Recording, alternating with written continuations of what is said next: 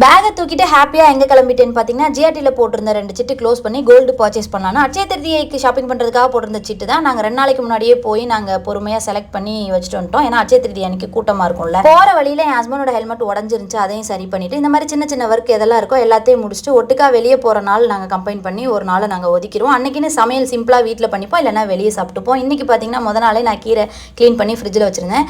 வீட்டுக்கு போயிட்டு கீரை குழம்பு வச்சுக்கலாம், தொட்டுக்க நம்ம கிரில் சிக்கன் வாங்கிட்டு போயிடலாம் அப்படின்ற மாதிரிலாம் என் ஹஸ்பண்ட்ட பிளான் சொல்லிட்டேன். ஸோ நம்ம இந்த அளவுக்கு அட்வான்ஸ்டாக ப்ரீ பிளான்டாக இருக்கும்போது அவங்களும் மைண்ட் செட் பண்ணிப்பாங்க. நகை கடையில் முன்ன பின்ன லேட் ஆனாலும் பொறுமையாக கோஆப்ரேட் பண்ணுவாங்க.